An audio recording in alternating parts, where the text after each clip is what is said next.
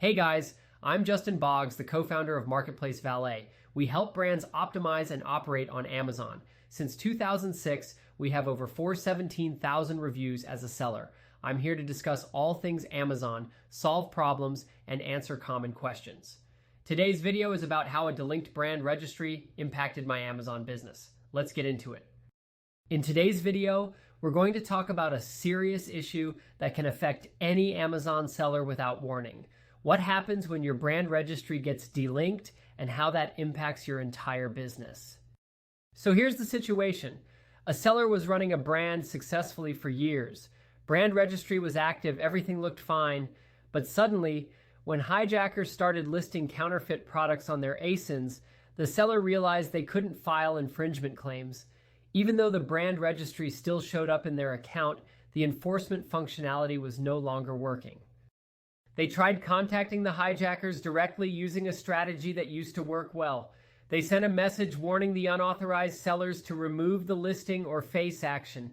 But instead of resolving the issue, Amazon flagged the seller's account and warned that they might face suspension for violating communication guidelines. This puts sellers in a very difficult position.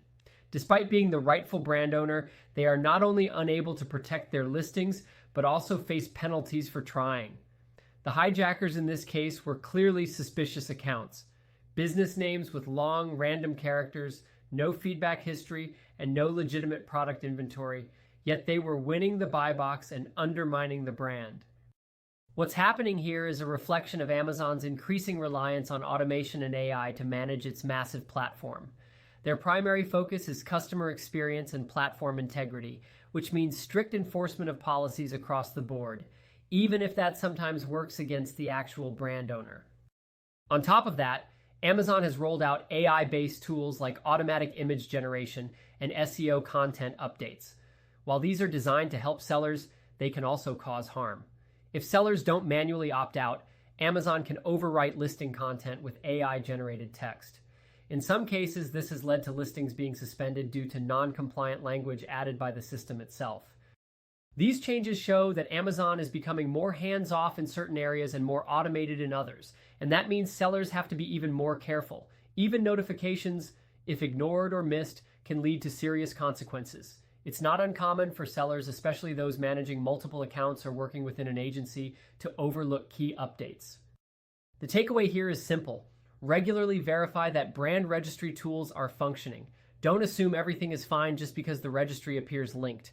Monitor notifications, especially those regarding listing changes and policy updates, and always be cautious with direct messages to other sellers as Amazon systems are actively scanning for violations. Lastly, it's wise to explore additional sales channels like TikTok Shop and Walmart. While these platforms may seem safer now, they too will face similar issues as they scale. Still, diversification reduces risk and provides more stability in the long term.